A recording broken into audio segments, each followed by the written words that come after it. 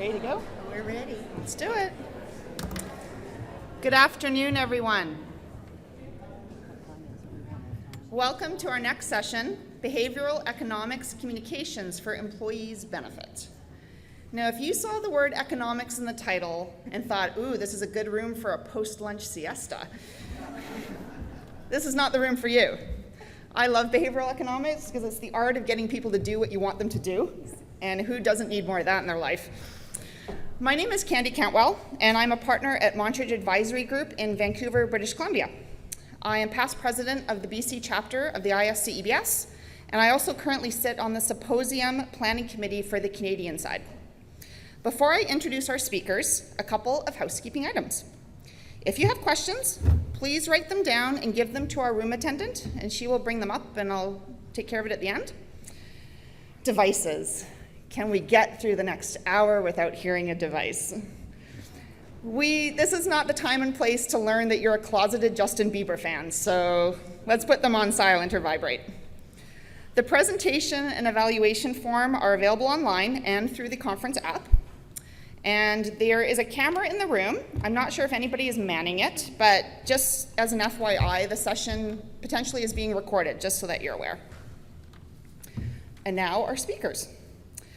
Sherida Ferguson and Deborah Kosdras are both with the Gus A. Stavros Center for Free Enterprise and Economic Education at the University of South Florida. Sherida is a financial planning consultant with over 30 years of experience in the financial services industry. She's provided financial plans to individuals, as well as worked with business owners and corporate executives on tax-advantaged compensation solutions. Previously, she worked for Citi Global Markets, Merrill Lynch, and Hartford Life. She is a CFP, a CEBS, and part of the Tampa Bay chapter, is CEBS compliant, and is an accredited wealth management advisor and chartered retirement planning counselor. Deborah joined the Stavros Center as an instructor and chief creative officer. Prior to her current role, she has worked for 11 years as an educator and completed her PhD in curriculum and instruction. Deborah is the recipient of the Carnegie Predoctoral Fellowship from the National Academy of Education, and her work focuses on financial literacy, entrepreneurial thinking, and behavioral decision-making. I will turn it to you. Great, thank you. You're welcome. I go by Sherry, but you can call me anything you want. I can't stop you anyway, and I'm here with Deborah. I have a friend that got a new job after the downturn in 2008 and 2009. She was at HR Global, and she got this great job. She invited me to the company. We went on a tour, and she said afterwards that she loved the company, but she was disappointed by one thing. And I asked her what that was, and she said, well, they don't match my 401k. And I thought for a second, I said, well, they do match your retirement plan. And she goes, no, they don't. And I said, yeah, they do. And she asked, how? I said, well, they put 100 cents on the dollar for every dollar you put into Social Security. Not only that, but they put 100 cents on the dollar into every dollar that goes into Medicare. That's a pretty darn good deal. And she started laughing. The greatest employee benefit in the world is unappreciated unless understood. They don't know all those facts about FICA and unemployment insurance and workers' comp. They see their take-home pay. So we've got to talk to them in ways that they can respond to and understand, because they don't know as much as you do. And we forget that sometimes because we think we're ordinary people. We're like everybody else.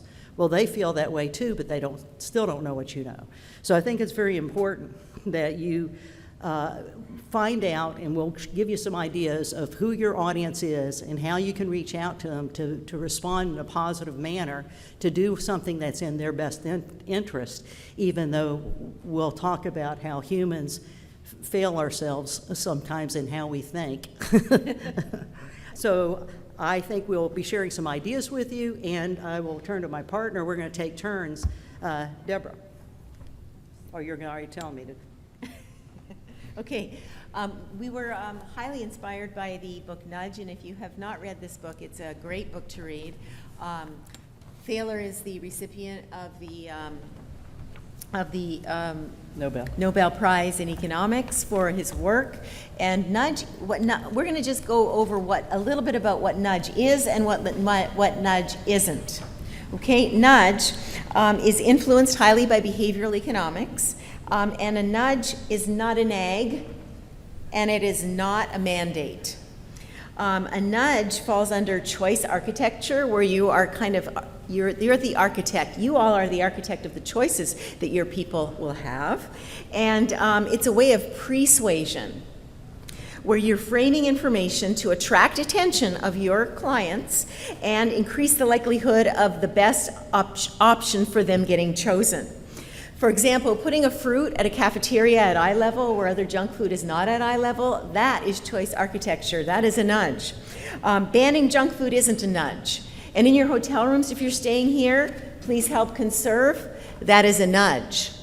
And you are all here today. You have to opt out of not conserving by asking them to come to your room more than once every 3 days. It's about changing the linen.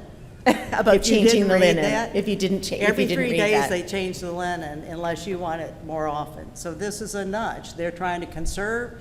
You fall into it because unless you read that, you maybe didn't notice until like the third day when you come in to go take a nap. that So, you notice and we're something. going to be talking a lot about the kind of the opt-out and how important it Right. is. And one other consideration, because I'm focused on retirement plans, but we know benefits are very important, involve health care. So there is ethics to consider when you're working in this area. Cybersecurity is really important, and HIPAA. And you may ask yourself, well, what does that have to do with retirement planning? As we develop digital tools and create personalized calculators where an employee can fill in by answering some health questions so they can factor in what their health care costs might be in retirement, that's a HIPAA issue that you want to make sure that information isn't personally identified back to that person and that it isn't being used for any other purpose that's not appropriate, but for the original design. So that's just a reminder, that's our little flag up front. And we have obstacles to success as far as communication. Communication, as you know, it's when a message is sent and received and accepted in what we will address with solutions, and hoping that part of that communications, you've understood who your audience is and you're sending the right message to them that they'll receive. And we have a lot of different things that we can utilize that are kind of new, and nudge is still a new theory, but we've always kind of been nudged. Can you say Mad Men? You know, we've had advertising, convincing us of things we weren't even maybe aware that they were having us be influenced by. So that's something to consider. And surveys is very important. You probably do a lot of surveys. I just completed one. And in fact, I'm going back to do a self-evaluation. I hate both those things. I told my boss, said, something about, well, we'll go over your goals. He doesn't know I deleted my goals, but we'll talk about that. But a robust benefits package is important when you're dealing with these surveys, and you need to know who your audience is. And we'll talk about the 5 generations who are in the workforce today. And I think it helps you because we know, and it was according to the American Institute of CPAs, about 80% of employees prefer a job with benefits over one with a higher salary but no benefits. That's telling, because they know how much those benefits cost, and that's really valuable. And we have some current concerns as a nation because of this gig economy. We have a large percentage of people now in the workforce who are independent, self-employed. And so we've got some problems to address there, because ultimately we're all here together. Americans or Canadians, we're sharing a continent here, so we need to understand how we can benefit each other's populations.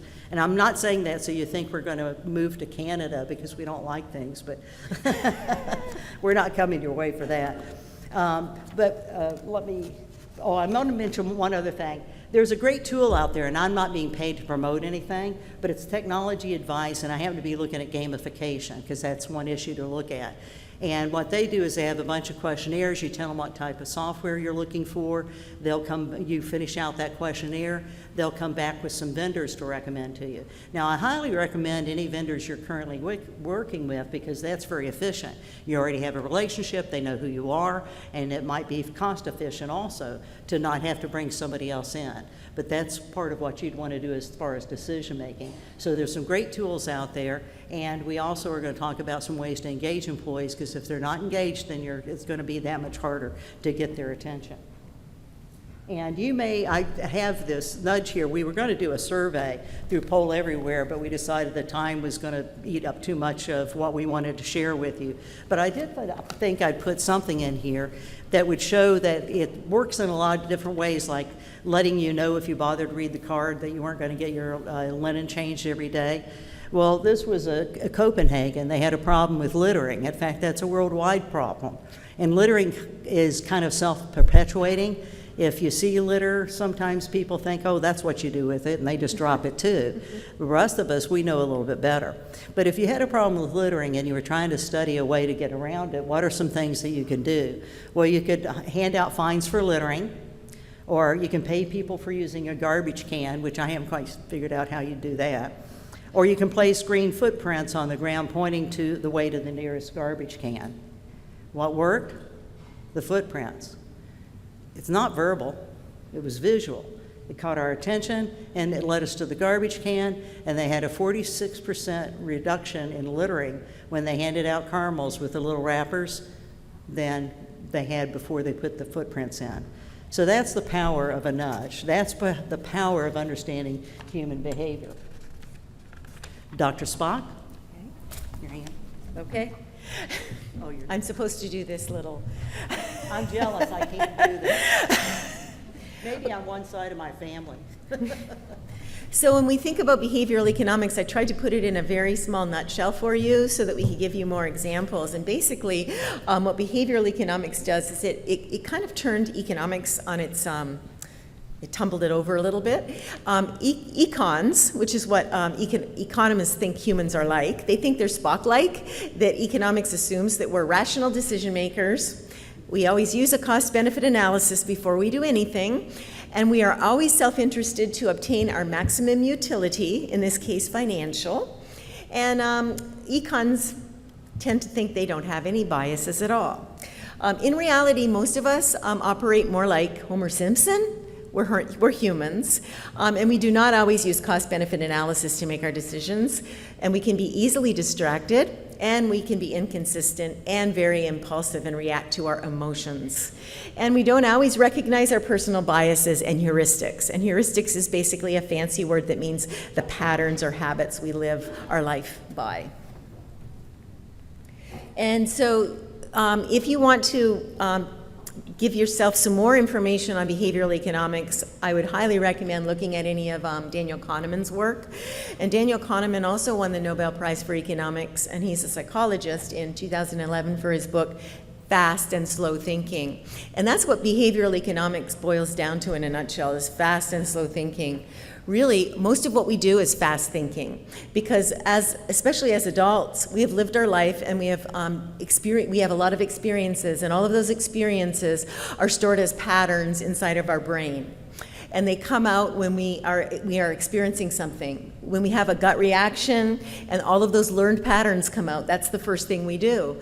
They can be wrong, but they're often right. Especially think about yourself driving down the road and something jumps out in front of you. You automatically stop before you even realize you stopped. That is your brain helping you, but that is your fast thinking, and it is stored in your limbic system, and it doesn't have a lot of reasoning. It's just a gut reaction. And those are influenced heavily by biases and heuristics that we develop over time.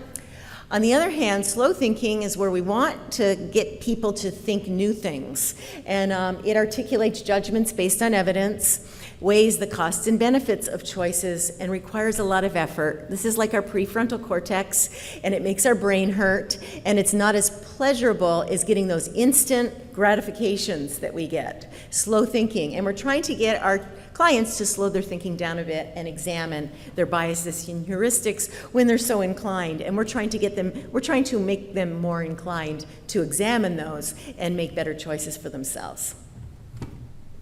So in Decoding Human Nature, we're not going to talk about all of the biases and heuristics, but we have a few here that we'd like to speak about briefly. One of the big things is the emotional distortion. As humans, whether we think we're emotional or not, emotions do play on us, and we react emotionally, and fear can stifle our decisions. So if we're using fearful tactics to our clients, it can stifle their decisions and they may not act at all. So it's good to encourage positive choices and use personal success stories. Loss aversion is another key bias. We feel the pain of loss much more and for much longer than we enjoy gains. So once again, it's all about these little tactics where we're going to accentuate the positive. Anchoring. Studies found out that participants' medium deferral rate is below 10 to 15%. So what we want to do with those clients is move that match. Auto-escalation is a really good way of doing that. Inertia is very similar in that sense, is that your clients are averse to change. They don't want to change. Things are fine the way they are. Let's just keep acting by those patterns in our limbic system. But once again, auto-enrollment and auto-escalation are great strategies for you to use with those clients.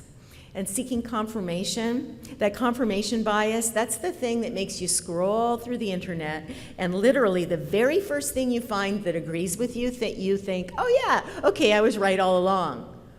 Well, that's what that's what people's brains tend to do. We tend to seek confirmation for the things that we already think are real, whether someone else is giving us new information that may be better.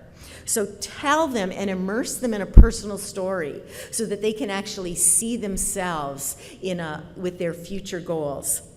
Again, temporal discounting, another one of those biases. We tend to overvalue the present and undervalue the future. I want those shoes today rather than saving for tomorrow.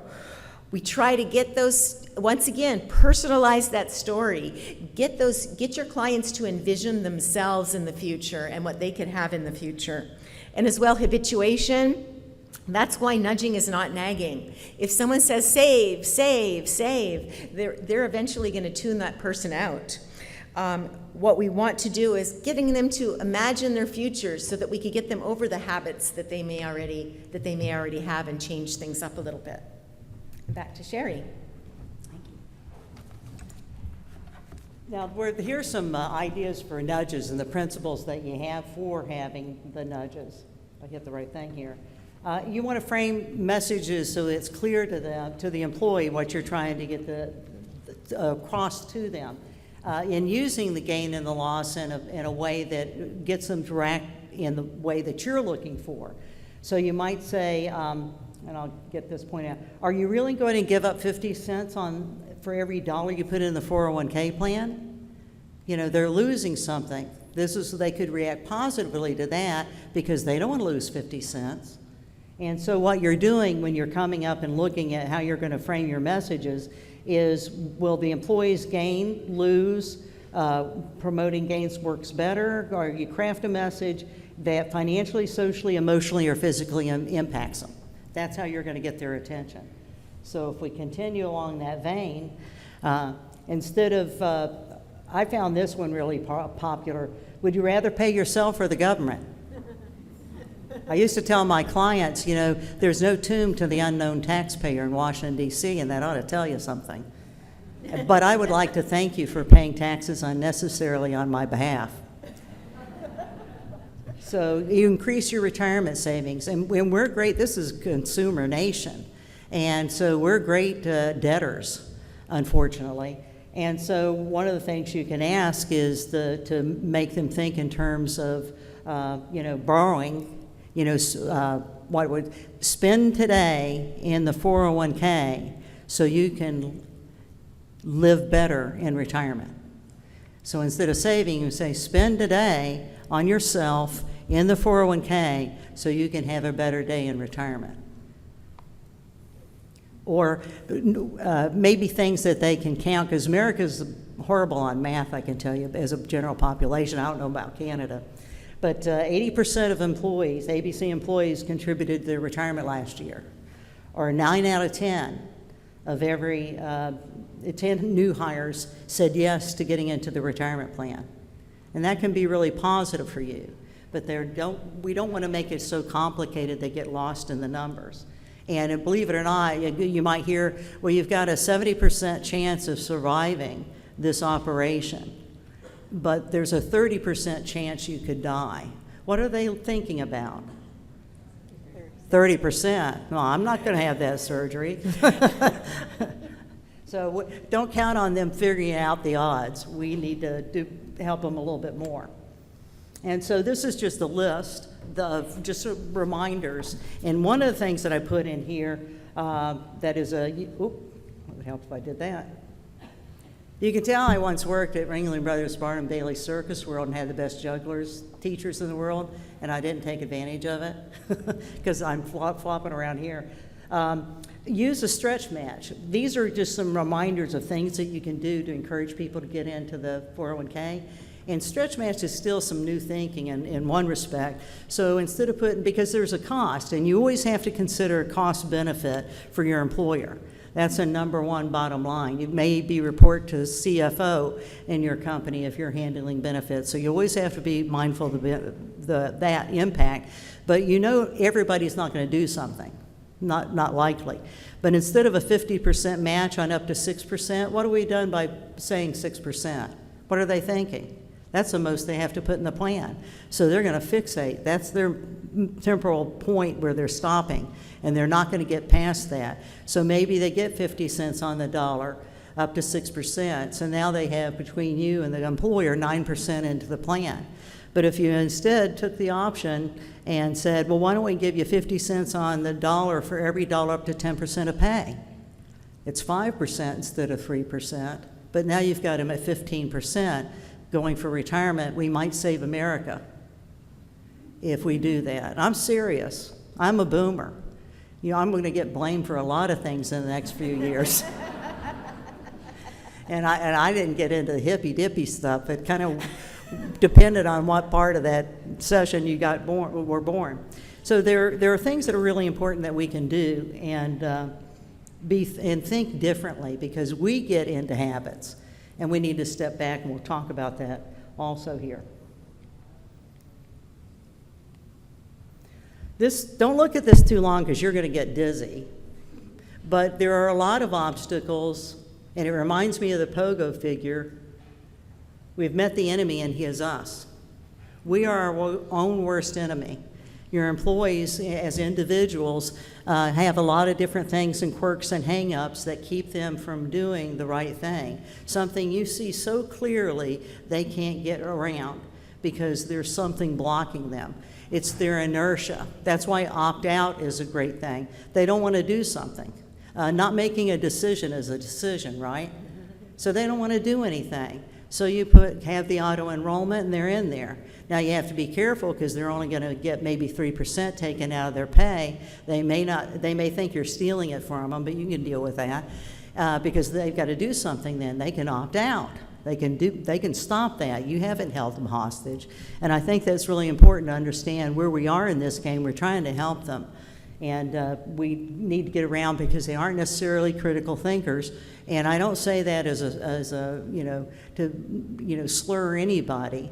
But money has a very powerful emotional connection with all of us in various degrees of importance. And therefore, we can't assume everybody thinks like we do about money, too. Some, it's a whole different thing that can make them be irrational and be more like Homer Simpson than Spock. And I'm throwing this in here because we're this consumer nation. I'm very glad that there's a student loan session here in the next couple of days. I forget where it is on the schedule. Because look at this, the number one, and this is from 2018, so it's only grown more. $9.4 trillion in debt is held in mortgages in this country. Now, we think that's probably pretty good because we want to see property appreciate, real estate. Does it? Always?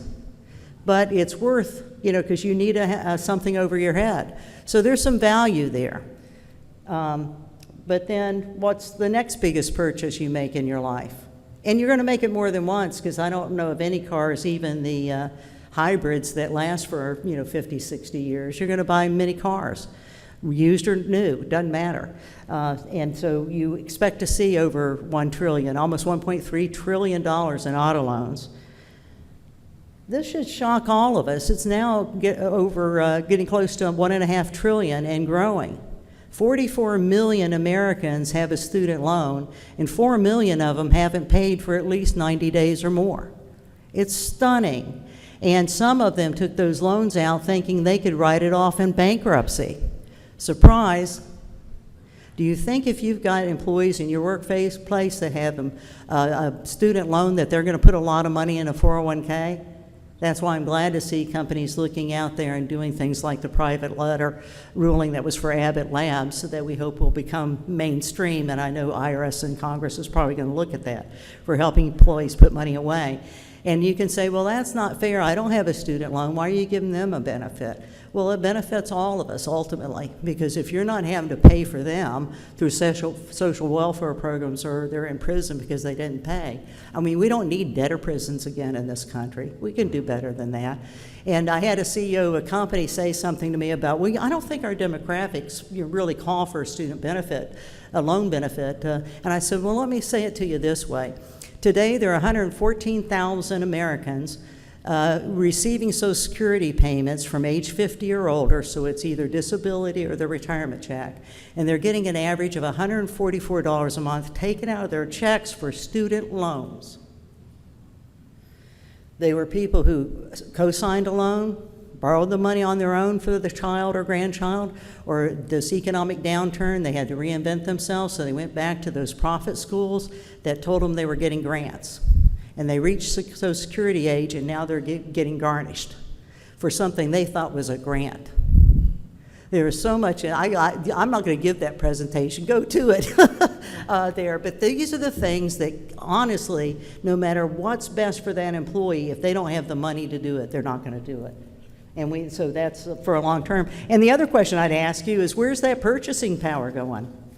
How are we going to keep driving our economy? Because each generation, since the Great Depression to the Great Recession, has had the issues to deal with.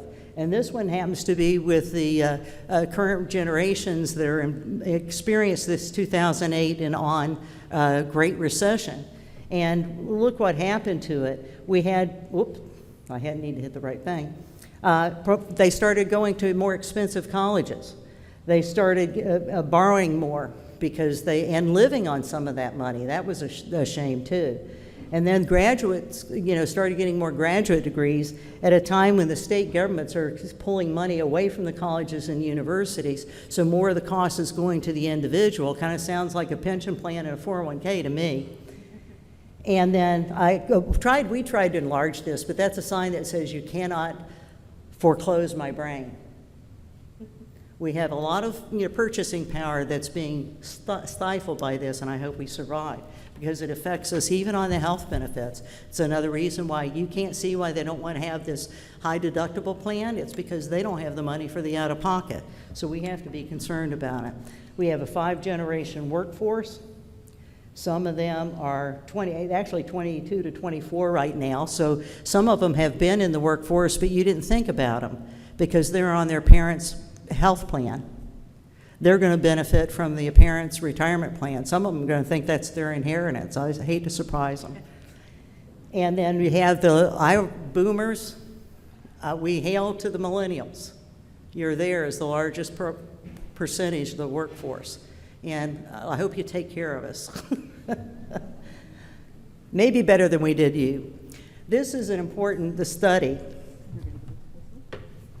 Hub has done this, and I don't know Hub, so they aren't paying me for it, but it's engaging the 5 generations in the workforce, and it's an outstanding publication, so I put some links in that we'll make available to you on this that has links to all these, the information in the slides and everything, because I've spent months on this, so you can go spend months on it if you want, but I've given you the synopsis of it here. And I think it's really important because you have these different generations and in your workforce, and so they have different benefit needs. So if we've always done something some way, we got to change it up and look at it another way, because this is where they've surveyed these generations, representatives of, and they tell you what they want. And then here's how you communicate with them. Now, pretty much everybody in here, even though they don't say it's maybe in the top 3, they will respond to emails. They will respond to text. There's a greater percentage. In fact, it says Pew Research said 85% of Gen Xers and 66% of baby boomers have embraced digital life. So let's start messaging to them and targeting them. And because of social media and all the other stuff with cybersecurity, why don't you have a blog in-house? Pick the talent among your audience or your workforce of your fellow employees who might want to write a blog about personal financial planning, and let people ask questions where their identity isn't disclosed, but all the employees may benefit from asking those questions. You can make them about your benefits and personal financial planning. I think it'll make a great deal of difference for you. Ooh, there you go. So 5 ways to engage your employees. Once again, we're looking at, getting their attention and getting them to choose the right, nudging them to choose the right path. So acknowledging that the decision support addresses their personalized needs. The best tools are personalized, and looking at some way of having some year-round engagement with them, and recognizing the power of a total reward statement where they have an integrated offering so they don't have to go to too many choices, because that can also stifle them if there are too many choices. So getting it really tailored down to them. Also thinking about future generations and engage differently with those future generations, and make sure that those employees know those saving vehicles contribute to their financial well-being through stories, giving them those stories about envisioning themselves in the future.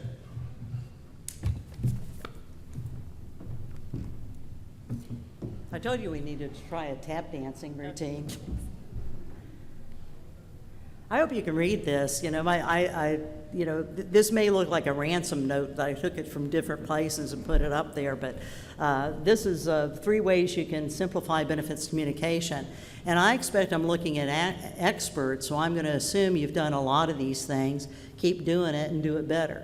But we failed to do some things, and I wanted to highlight a couple of them. Sometimes when you're having the distribution of information, remember the family decision maker may not be the employee. So you're targeting the wrong individual. So I would look more at having family meetings when you can have, if you have open enrollment sessions. I used to do that for TECO Energy in Tampa when they had offered packages for early retirement or just regular retirement, and they would have us come in and we would talk to them about getting prepared for retirement, and the spouse was always invited. So I think it's a good idea for us to think in terms like that, because the person who doesn't make decisions gets the information, and how are they interpreting it for this person over here? So you'd want to go and get your strategic plans together. You want to do your research on who your workforce is. You want to be looking at the communication. Social media is fine, but as I mentioned, you might want to have some interim communications within your own company website. Then message development, you want to be giving them an opportunity to compare health cost. That's that personalization. If you make it about me, you've got my attention. Not me, the individual Sherry, but me, the employee. Make it about me, and you've got my attention. So you want to make sure they understand the enrollment process. And I know money's tight and time's tight, but please do it year-round. They'll hear blah, blah, blah anyway, but if you craft your message properly and use nudges, they won't totally turn you out. They'll remember, kind of like something, here in the back of your brain, they'll remember when they need the information. Oh, I think they sent something about that. Give them an opportunity to reply. And then follow up regularly with employees about their benefits. And it helps you, because then you can find out if something isn't working well. And one thing I thought was really interesting is that you can do is focus groups. You can start with the HR people, because you all understand each other, and practice on each other so that you can say, well, that sounds silly, and then bring in another group and other divisions and everything. Employees always like to have a free lunch, so bring them in and use them as a focus group. encourage questions for them to be involved. I think it was, another study that was in Employee Benefit News, 33% said employee benefits information was easy to understand. 33% thought it was easy to understand. That tells you something. And the other thing that I thought was really neat about, dare I say it, ACA, your friend, is the idea of navigators. And again, working with your vendors, they've got employees that go out and present, and sell their health plans and everything like that. The retirement vendors do. Have them come in and do one-on-one or group meetings for your employees, and maybe open it up because of these fiduciary issues we're fighting about right now. Do it on personal financial money management, because frankly, in this country, people are not managing their money well. Oh, Canada. We didn't tell you, you're from? I'm originally from Canada. Now I live in Florida, so I'm kind of from both places now.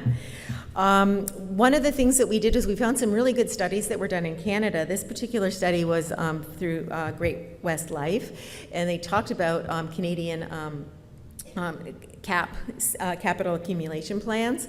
And what we found is really, when you're using behavioral economics, it doesn't matter what your plans are or whether you have an RRSP in Canada or you have a 401k in the United States. These are strategies that you could use anywhere. And this study found there were three really making it really easy for you is number one, make it quick. One of the things they found that many of the CAP plans still required new employees to wait before they participate, which is a horrible thing, because unfortunately when the time comes for saving for retirement, may not be the top thing in their mind anymore. So if you can eliminate that wait time, make it quick, eliminate the wait time, that is a way to enhance your employee participation. Then there's make it easy. Making it easy is to offer appropriate default fund options. Investment menus are becoming increasingly complex, which is very difficult for people and causing many to delay or avoid choosing funds. So make it easy. Make it easy for them to find exactly what they want with your choice architecture. And make it count. Making it count is implementing that auto escalation for your employee contributions. And they recommend highly to do that in lockstep with their salary increases, because then your employees, they already have their budget and it's not going to go outside their budget. They can just keep going, and you have that auto enrollment, the auto escalation, working hand in hand. Thank you.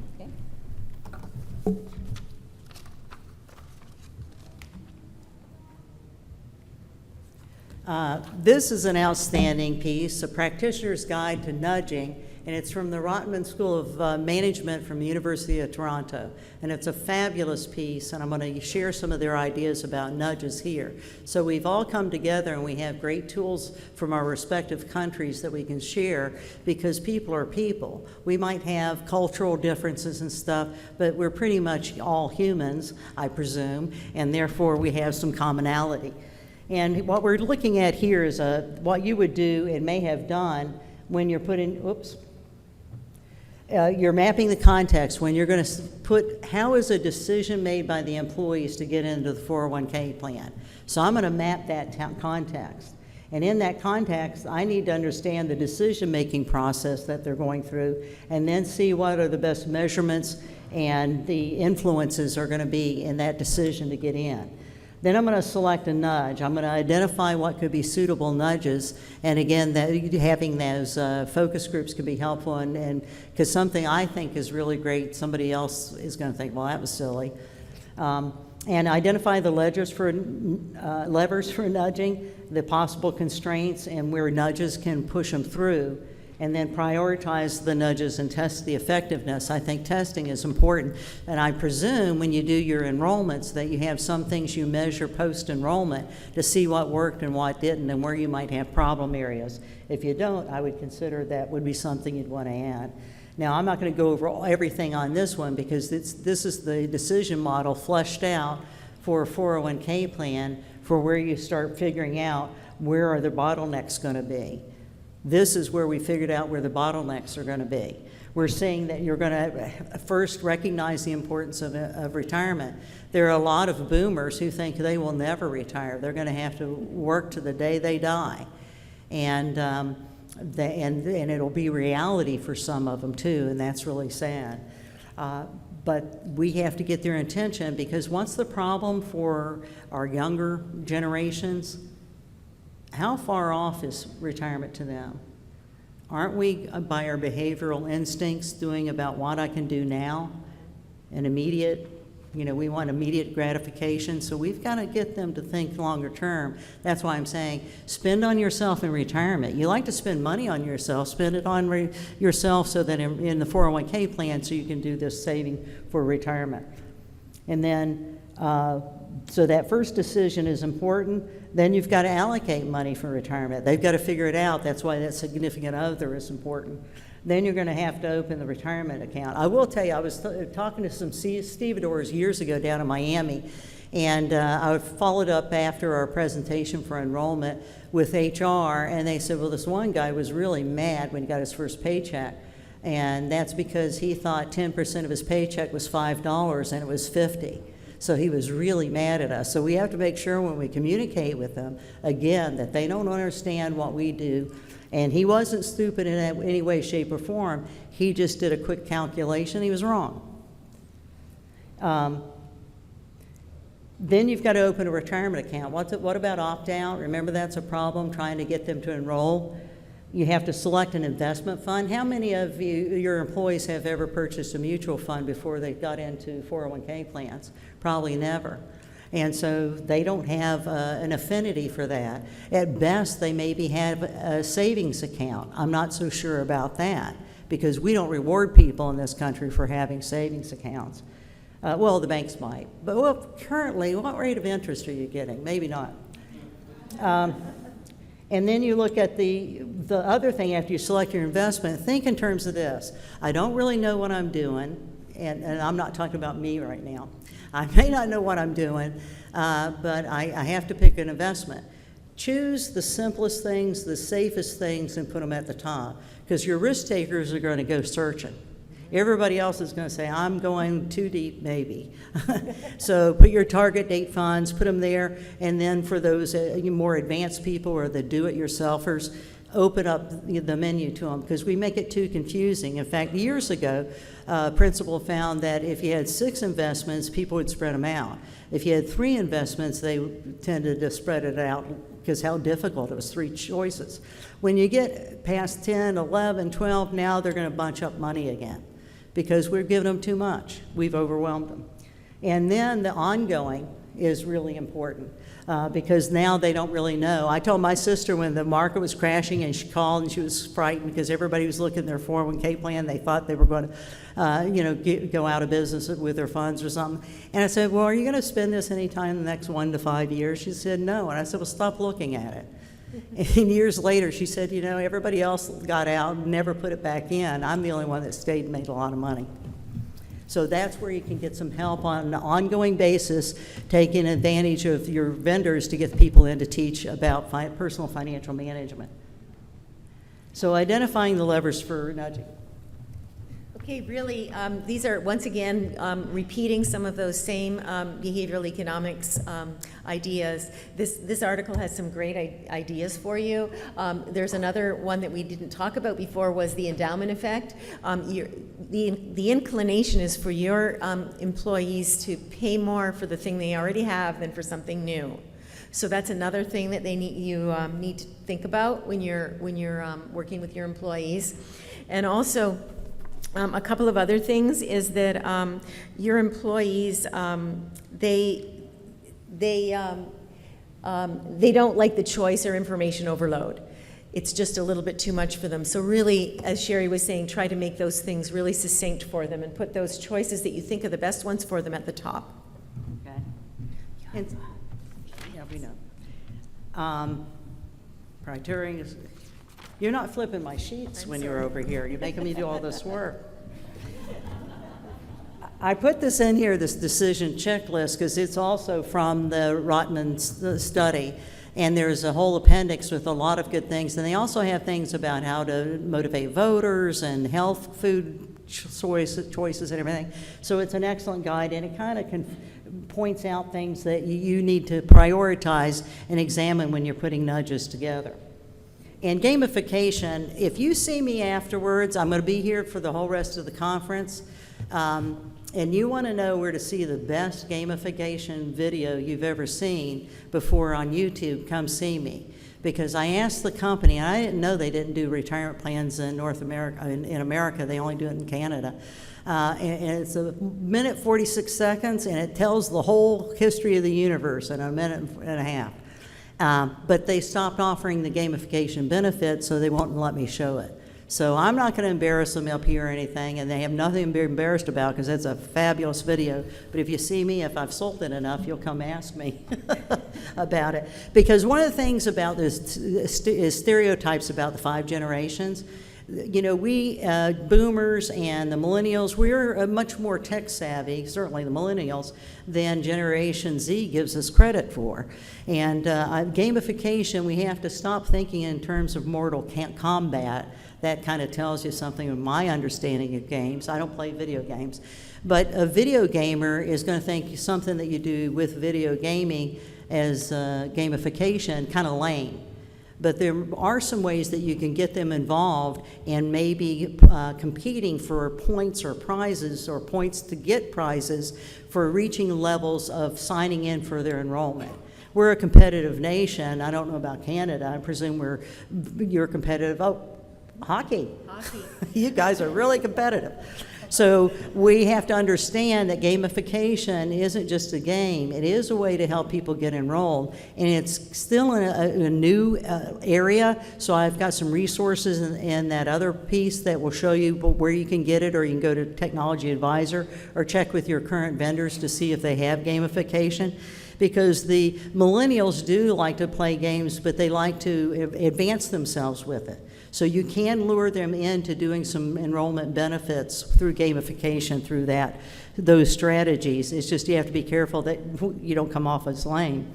Now, the last thing we're going to look at is the Save for Tomorrow, because this is Richard Thaler, Dr. Thaler's idea, working with Shlomo Bernartzi, and it's smart, Save More for Tomorrow. And what it is a auto-enrollment, auto-escalation plan. And the idea is that you can get, you think I'm going to learn where this little red dot thing is. Let's say they are going to participate at 3% of their salary. And what's that immediate gratification they like? They're going to wait a year to add a 1% onto that automatically. And if you time it like the company in the example did, it was right when they were getting their merit increases and everything. And so they didn't notice a significant decline in their paycheck. And let's hope we keep getting merit increases and raises in the future. So then they have 4% after 1 year. After 7 years, you want to cap it because there's only so much you can put in legally in a 401k plan. So some of your highly compensated or higher paid will hit that 10% and go over it, and now you got a problem. So you cap it at 10%, and they're not held captive. Inertia may work in their favor, but they can opt out and stop at any time.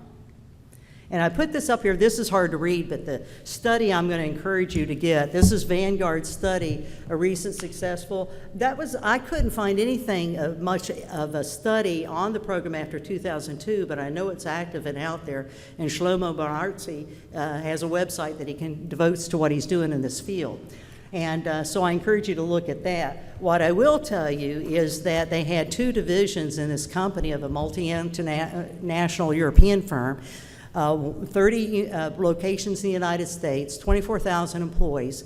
They had Division A in the Pacific Northwest, Division B in the Southwest, in the desert. And Division B was struggling in their product and services business, and so there were concerns about that, but the other one was the tech-oriented, and they were still successful. And when they did this presentation, they were able to get some employees to sign out. There were 815 employees in the group, and out of that, Division A, 140 enrolled in the SMART program. 76 in Division B enrolled in the SMART program. So overall, 27% of the employees responded. And what I thought was interesting, and I'll cover it in a second, is what might have been a trigger for them to opt into it. But what you will see here is that prior, 3.4% was the average compensation the groups were putting in. The control group, by the way, was the 28 other divisions. But these A and B, they improved added another 1.21% just because of doing the SMART strategy. And the only thing I'll mention of that, because I apologize for that being a little hard to read, but 107 means if you do auto-escalation and all these together, they have a chance of replacing their pre-retirement income at 107%. If you just do opt-in, they've got a chance of replacing 84% of their pre-retirement income. And I can tell you, dealing with a lot of retirees all my life, they need pretty close to 100% or more of their previous employment income to make it through retirement. And I added this one in just because I love the graphic. This is actually 3 other companies. There was 286 employees where they tried the method of SMART, Save More Tomorrow, with that auto increase each year onto what they were putting in the 401k plan. And the amount who declined there, the do-it-yourselfers, they're this light color. This is a little gray, a little darker gray. Those were said, all right, I'll do it one time. They didn't do the SMART. They just put one increase 1 year, and they're not planning on continuing it. And then the SMART is the darker blue. And you can see from 1998 how that worked. It's amazing. The SMART group got to 13.6% of their salary going into the retirement plan. That's success.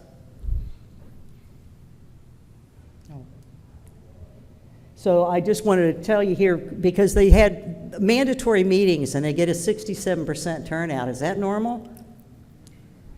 Yeah, it probably is. I thought it was funny.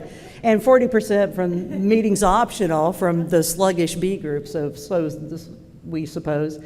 And they had a local CFP with Division A. They had optional one-to-one meetings. Division B had no one-to-one, but Vanguard representative was there. And both locations gave incentives for showing up at the meeting, which I think is a really good thing. And they had their you can see it when you look at the study better. They had every other week, they were putting something out as an email or a postcard reminding them of the meeting and when they were going to have it.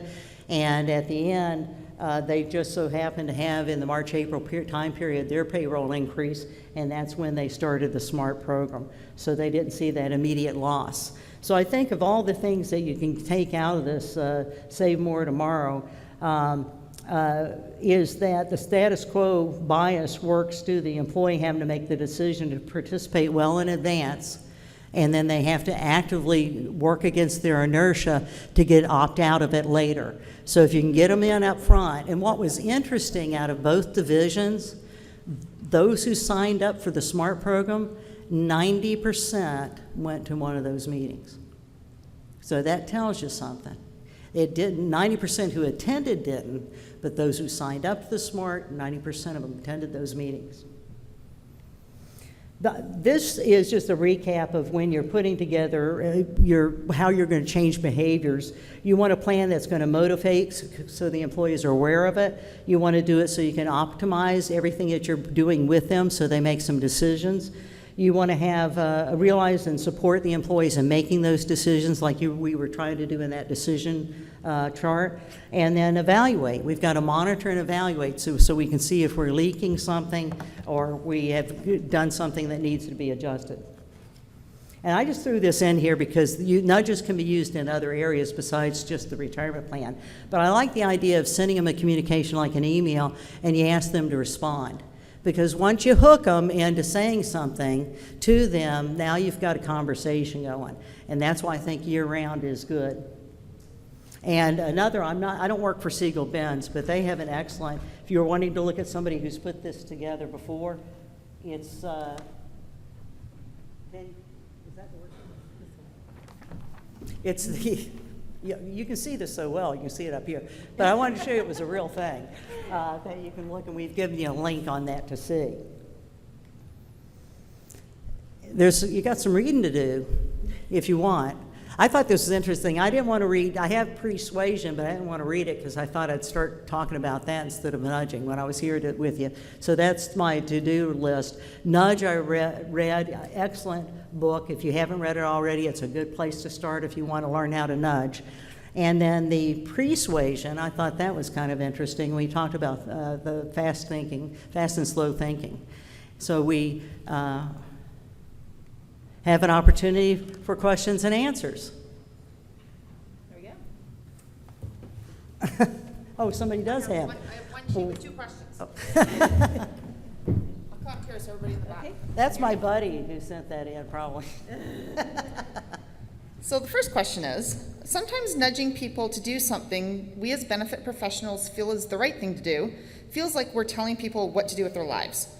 What do you say to an employee who would rather have more vacation than more money in their 401k? What? More money in their 401k. No, they want, Oh, that's the second question. oh. Yeah. So Oh, what do they you say want if more somebody wants more vacation vacation time instead than- of retirement yeah. money? Well, you know, to enjoy your last vacation, because when, you know, you're going to have to make that time up some way. Because we have a serious problem in this country. My boomers, my generation hasn't put enough away. And so that's a message that you can tell year round. You know, don't think that there's some fairy out there that's going to, you know, sprinkle some dust on you and everything's going to be fine. And I actually had a client. She was a retired military and she's in her late 60s. And her 80 and 90-year-old parents, she told me face to face, I'm serious, my inheritance is my retirement plan. You know, there are people who think like that. So we've got to change their thinking, and we won't win everybody, but one at a time, I'll go for it. And you have a second? Yes. I thought this was a really interesting question. How do you help employees who don't retire because they don't know what to do in retirement? That's a good question. I remember 30 years ago talking to a guy that worked at, I think it was Peter Gray, W.R. Grace. And he said that they did a study and they found out that their average employee that retired like at age 64 or 65 was dead within 2 years. What does that tell you? We need to work on hobbies. I also counseled a couple where the husband's going on, we have this lake house, we're going to go fishing all the time, and she's looking at him and she's leaning back further and further the more he talks. And finally he stops, and I look over to her, and she tells her husband, he says, I don't know where you're retiring, but I'm going to be with the grandkids. So it's important, and then you might add that into your family meetings, have little roundtables and stuff, and talk about a very important issue, because you think somebody else is going to do everything you want to do because you do a lot together now. You've got different thoughts in mind for retirement, so it's a good thing to get people to think about and be serious about how they're going to spend retirement, because staying focused and you know, working out there and volunteering, whatever you do, keeps you active. No more questions? Well, I thank you, both of us thank you for the opportunity to be with you today.